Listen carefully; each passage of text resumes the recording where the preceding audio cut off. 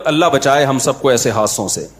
تو پھر ہم کہہ رہے ہوتے ہائے یوں ہوتا تو یوں ہوتا. بھائی جو مقدر میں تھا ہو گیا. ہاں اسلام یہ نہیں کہتا کہ آپ کھڈوں کے خلاف آواز نہ اٹھائیں کہ یہ کھڈا تو مقدر میں لکھا ہوا تھا اور اس کنٹینر نے تو گرنا تھا. ہم تو چونکہ اسباب کے مکلف ہیں اس لیے ہم نے اسباب کامیابی کے اختیار کرنے ہیں. کامیابی نہ ہو تو ہم نے کیا کرنا ہے؟ صبر کرنا ہے. سمجھتے ہو کہ نہیں سمجھتے ہو؟ اسباب تو کامیابی کے اختیار. تو حکومت کے خلاف تو احتجاج ہوگا. میں بار بار نا لوگ میرے بیانات کو چلا رہے ہیں وہ کہ میں نے کہا ہے نا کہ حکومت کے خلاف بغاوت جائز نہیں, تو لوگ کہہ رہے ہیں دیکھو بنگلہ دیشیوں نے بغاوت کی تو کامیاب ہو گئے. ہم مسلح بغاوت کے قائل نہیں ہیں, بنگلہ دیشیوں والی بغاوت کے ہم خلاف نہیں ہیں. وہ والی تو کرو, اس سے تمہیں کس نے منع کیا ہے؟ ٹھیک ہے نا. نہیں آئی میرا خیال ہے بات. میرے بیان پہ بہت سارے لوگ یہ کمنٹس کر رہے ہیں کہ مفتی صاحب کہتے ہیں اسٹیٹ کے خلاف بغاوت مت کرو. تو دیکھو مفتی صاحب اسٹیٹ کے پٹھو بن گئے اور مفتی صاحب نے کہا جو بغاوت کامیاب نہیں ہوتی اس میں خون خرابہ ہوتا ہے. تو دیکھو حسینہ واجد کے خلاف بغاوت ہوئی نا بنگلہ دیش میں, کامیاب ہوئی کہ نہیں ہوئی؟ اور بنگلہ دیش کا اس کو فائدہ کتنا ہوا؟ کتنے جماعت اسلامی کے پرانے بوڑھے جو جیلوں میں پڑے ہوئے تھے چھوڑ دیے گئے, ان کی جان بخشی ہو گئی. اور ایک ایسی حکومت آ گئی جو انڈیا کے کنٹرول میں نہیں ہے.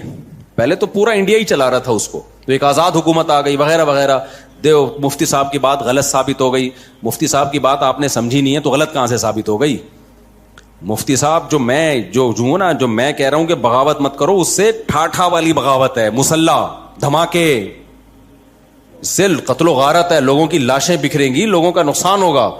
اور پھر گورنمنٹ بھی کرے گی سب کچھ, اسٹیبلشمنٹ کرے گی تمہارے خلاف. قتل و غارت کا بازار کم ہونے کے بجائے گرم ہو جائے گا. پھر اس کا فائدہ کون اٹھائے گا؟ اسلام دشمن قوتیں ہیں. تو یہ آپ کے ہاتھ, باغیوں کے ہاتھ میں نہیں آ جائے گا یہ ملک, یہ چلے جائے گا اسلام دشمن قوتوں کے ہاتھ میں.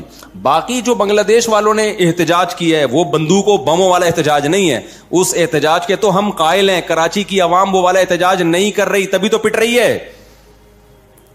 سمجھ میں آ رہی ہے بات کہ نہیں آ رہی؟ تو تمہارے گٹر کے ڈھکن کبھی بھی نہیں لگیں گے. تم ڈھکن لیس زندگی میں ہی کراچی والوں زندگی گزارو. تم یہ احتجاج کو تو ہم قائل ہیں بھائی, یہ والا تو کرنا چاہیے.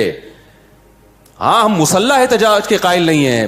دھماکے شماکے مت کرو, بم کی باتیں مت کرو, طاغوت کے خلاف اٹھو, لیکن یہ والا اٹھنا نہیں کہ اسلحہ لے کے اٹھ کے. یہ تو بڑا مسئلہ ہوگا. اور یہ جو تمہیں ترغیبیں دے رہے ہیں نا, یہ جو تمہیں ترغیبیں دے رہے ہیں, یہ مارکیٹ سے ہو جائیں گے شارٹ اور تمہیں پھنسوا دیں گے.